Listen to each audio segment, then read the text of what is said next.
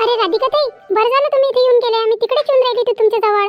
आता म्हटलं तुमच्या जवळ येतो म्हटलं, आणि मामाजीने पैसे दिले म्हटलं ते तुम्हाला देऊन देतो. मामाजीने पैसे दिले ते मला त्यासाठी काऊन? अहो राधिका ताई, ते देऊन राहिले होते सासूबाई जवळ. पण तुम्हाला तर माहित आहे सासूबाईचा नाव आता राहते ना पता राहते, त्या घरात राहते तरी काय. मग त्याने विचार केला असन का बा तुम्हाला देऊन देतो. पण तुम्हाला हाक मारली, तुम्ही इकडे काही होत्या नाही, तुम्ही तिकडे पानं टाकून राहिल्या होत्या झाडेले. तर म्हटलं मीच गेली त्याच्या जवळ, म्हटलं काय म्हणता म्हणून. तर ते म्हणे हे घे म्हणे पैसे, म्हणे दुधा गिदाले भाजीपाल्याले कैले लागन तर दिले ना, असं. पण मी नाही करा दिका ते माझ्या रूममध्ये ठेवून दिले अलमारीत पैसे. थांबा मी आणून देतो तुम्हाला तिथूनच काढू ना. मी म्हटलं मी टाकून गिकून देईन म्हटलं इकडे तिकडे, आणि मग शोधत बसन. आता मला काही सवय आहे नाही पैसे गिशे वागवायची, म्हणून मी टाकून दिले.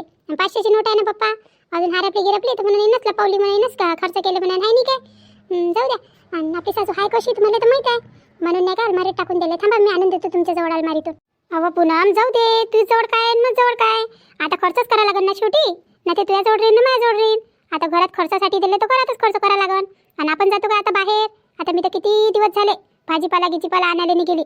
मांग मामाजी नव्हते घरी तेव्हा जात जाऊ, हे रश्मीताई होती तेव्हा. नाही तर तेव्हापासून तर आता मी कधीच गेली नाही, लय दिवस झाले. आणि आता तू आली तेव्हापासून तुम्ही घराच्या बाहेरही नाही निघाली. घरातलेच कामं पुरून जाते. आणि आता काही लागलं इकलं तर ते सासूबाईलाच सांगा लागन ना, तेच आणून देईन आपल्याला. आपण काय जाणार आहे काय, तेलेच द्यावं लागन भाजीपाल्याला पैसे, आणि काय म्हणते तर दुधाले पैसे, तेच खर्च करन. आपण काय करू खर्च करून, आणि खर्च घेऊन हातात आहे नाही काय. राधिका ताई तुम्ही खूपच साधे आहे म्हटलं, एवढे साधे राह ना, काही चांगली गोष्ट नाही आहे. आता सासूबाई कोण नाही चेपून राहिला तर तुम्ही घ्या ना खर्च, तुम्ही घ्या ना खर्च हातात.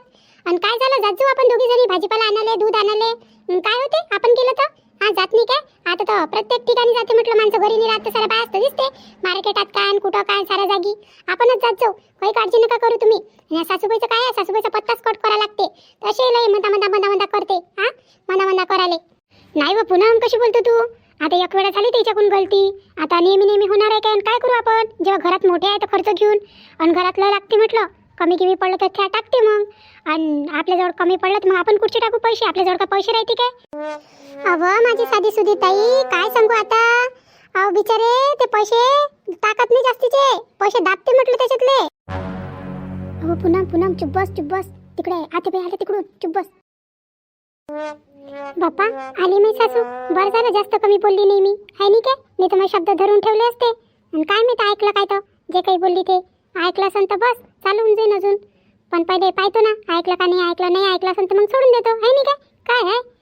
आणि मी काय खोटी बोलून राहिली होती काय, जे सत्य परिस्थिती आहे तेच बोलून राहिली होती. आहेच मी सासू तशी.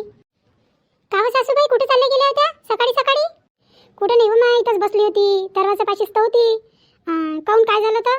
आणि म्हणते त्या बाबाने पैसे दिले ना म्हणते त्या सासरीनं. दे ना किती दिले तर पैसे, दूध गीत आणायचं आहे, भाजीपाला आणायचा आहे, दे बरं किती दिले तर. असं म्हणजे पैसे समज झालं म्हणून आल्या वाटते या घरात. तेच तर मी म्हणून राहिली, नाही तर 12 1 वाजेपर्यंत या घरात काही येत नाही. जेव्हापर्यंत दुपारचा स्वयंपाक निघून जात तेव्हापर्यंत. आणि आता कशी काय आल्या 10 10:30 वाजता घरात, तेच मी विचार करून राहिली होती.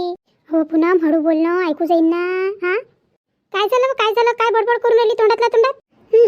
काय नाही तुमचाच विचार करून राहिली होती. तेच म्हणून राहिली ना मी, मला तू पैसे देऊन दे. सामान काय लागते तर सांगून दे, आणि मी आणून देतो. आणि दुधाचे पैसे ठेवून देतो, मग संध्याकाळी दूध आणून 5 वाजता. आता सध्या काही दूध भेटत नाही, धुयला असून ती ना ते संपलं. आज संध्याकाळीच आणा, संध्याकाळचं दूध चांगलं राहते तेव्हाच आणा. अजून काही पाहिजे की काय घरात तर सांगून द्या मला, मी आणून देतो. नाही तर मग म्हणाल का आणून नाही दिलं आणि केलं नाही. मग 17 गोष्टी करता तुमच्या सासरेजवळ, कानं भरत राहता दोघी जणी. दे पैसे दे बरं, किती दिले तर ते ना. असं मामाजीने सांगितलं नाही वाटते किती पैसे दिले तर. आता घे तुम्ही यायची मजा. आता मामाजीने दिले माझ्याजवळ 500 रुपये, आता घेतो यायची मजा.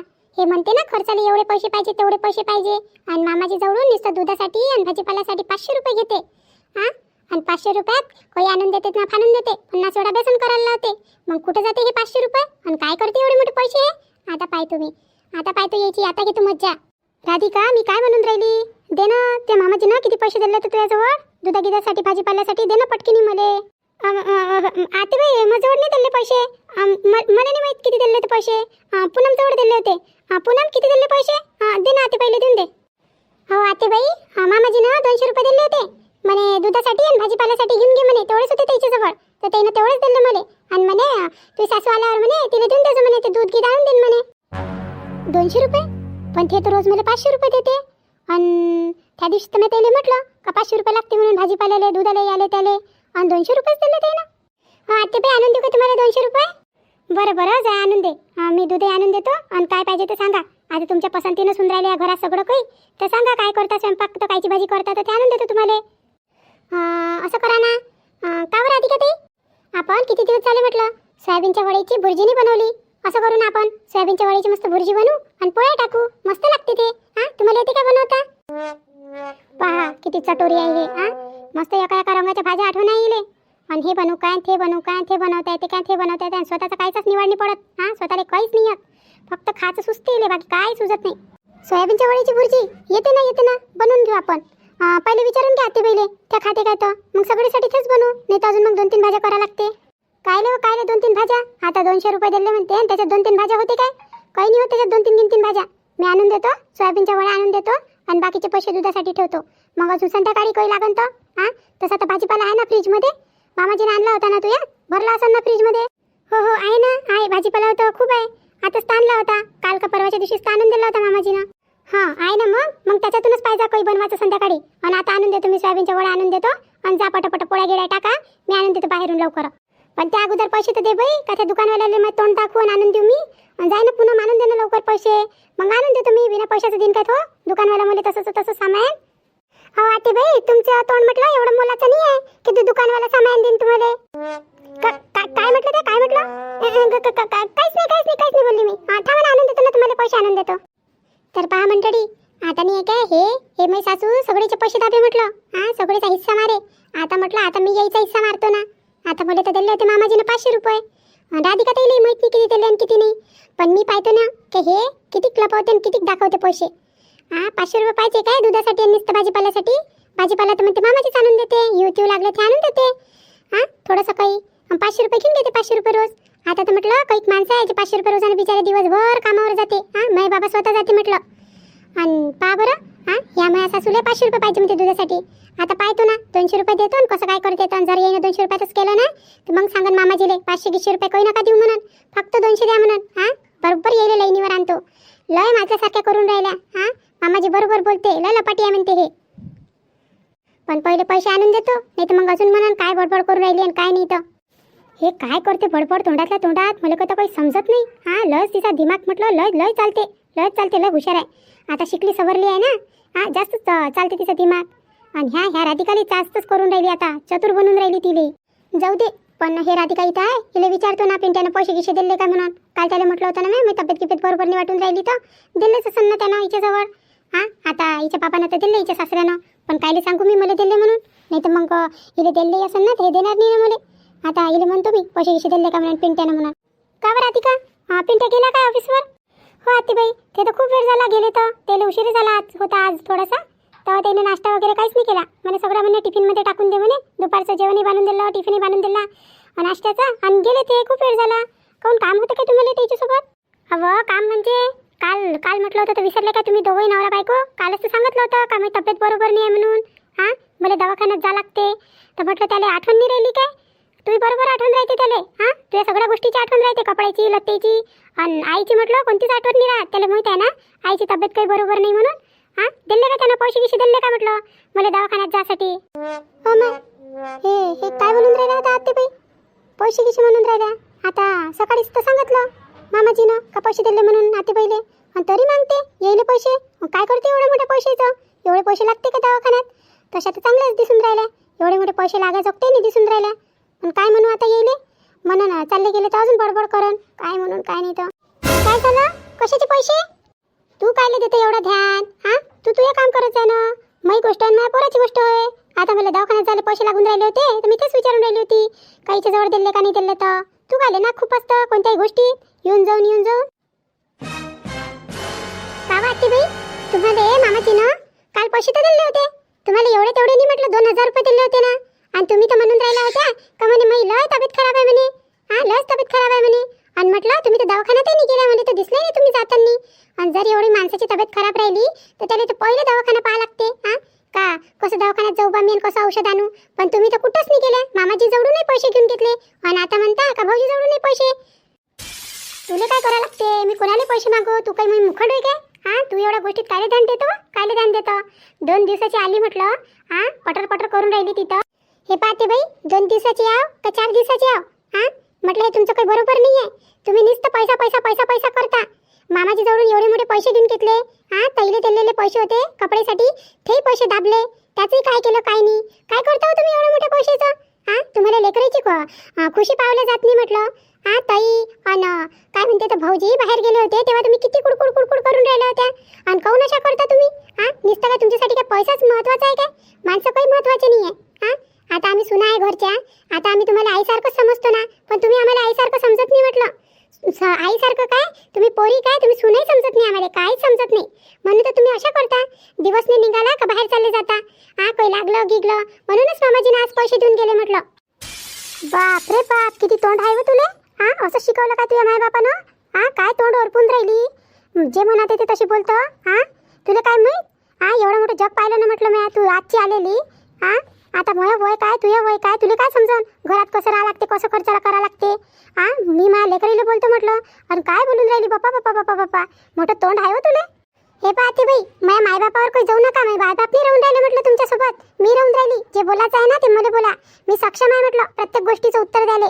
आणि आतापर्यंत तुम्ही राधिका ताईला दबू दबू ठेवता म्हटलं, तर ते ऐकन तुमची, पण मी ऐकणारी नाही होय. आणि काय होय म्हटलं हे तुमचं बोलणं. हां हे नाचुकल्या गोष्टीवरून तुम्ही आमच्या आईबाबावर जाता, आईबाबावर झाले. अगं पूनम चुप बस ना, किती बोलून राहिली तू. म्हटलं जितकं बोललं ना तितकी गोष्ट वाढते.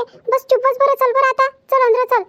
हे पण राधिका ताई तुम्ही ऐकता ना सासूबाईचं, तर म्हटलं सासूबाई खूपच ऐकवते तुम्हाला आणि खूपच बोलते तुमच्या आईवर तुमच्या बाबावर सगळीवर जाते म्हटलं. पण तसंच जाण्याचा प्रयत्न आता ते माझ्या घरचे लोक करून राहिले आहे ना. आता एवढी गोष्ट झाली तर आले ना ते माझ्या आई बाबावर आले ना. अहो बाई आता कसं करू मी. हां कशी सांभाळू या गोष्टीले. अहो पूनम तुला म्हटलं भाऊजीची शपथ, तू बस चुप बस आता. हां चल मग सोबत चल बरं तू अंदर चल. आता काहीच नाही बोलशील तू, एक शब्दही नाही बोलशील. हां या घरात नुसतं वादळ चालू आहे म्हटलं, नुसतं वादळ चालू आहे कोणत्या ना कोणत्या गोष्टीवरून. चल आता चल अंदर चल बरं, झालं असं आता तुझ्या, चल अंदर. पहिले चल तू नंतर पाहू आपण काय आहे तर.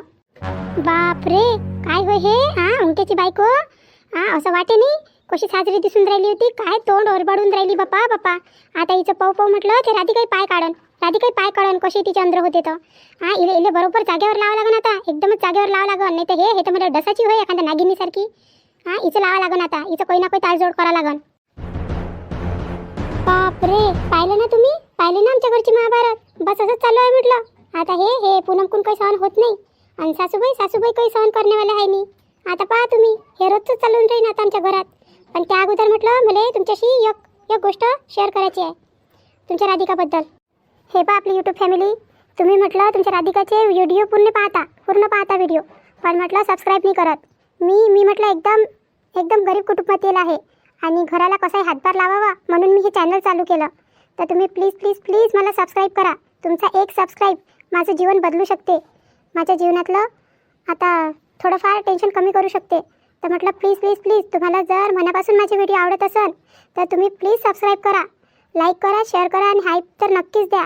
कारण की तुमच्या एक सबस्क्राईब आणि एक हाईपमुळे माझे व्हिडिओ तुम्ही पुढे नेऊ शकता आणि तुमच्या राधिकाला सगळ्यांसमोर दाखवू शकता. आणि आता एवढंच बोलू शकते मी. आणि प्लीज सबस्क्राईब करा हो, खरंच सबस्क्राईब करा. कारण की मी 1 वर्षापासून या चॅनलवर मेहनत करून राहिली. आता पूर्ण 1 वर्ष होत आलं, पण म्हटलं माझं चॅनल सध्या मॉनेटाईज नाही आहे. तुम्ही मला एक सबस्क्राईब कराल ना तर माझं चॅनल मॉनेटाईजच्या जवळपास येऊ शकते. प्लीज मला सबस्क्राईब करा. कारण की मला 1000 सबस्क्रायबरची अत्यंत गरज आहे. प्लीज तुम्हाला हात जोडून विनंती. आणि आता आपले राहिले ज्यांनी आपल्याला छान कमेंट केली त्यांची नावं घ्यायची वेळ. तर चला मग सगळ्यांची नावं घेऊन घेऊ आपण. गौरव कीर्तिकार, लताताई गोरे, गिरीश बोडखे, मनीषाताई फोंदके, वैशालीताई इंगडे, ज्योतिताई पोचलवार मानेवाडा नागपूर, ललिताताई भरडे, समर्थ रमेश राऊत, सुषमाताई गुल्हाने, मनोज रघुवंशी, निर्मलाताई रघुवंशी, अनिताताई तायडे. तर या सर्वांचे मनापासून आभार. ज्यांनी आपल्याला वेळातला वेळ काढून ही कमेंट केली त्यांचे खूप आभार. पण मी जे म्हटलं ते खरोखरच आहे. तुम्ही प्लीज मला सबस्क्राईब करा आणि माझ्या व्हिडिओला लाईक करा. चला या व्हिडिओमध्ये एवढंच. आता आपण भेटू पुढच्या व्हिडिओमध्ये. तेव्हापर्यंत तुमच्या राधिकाला रजा द्या.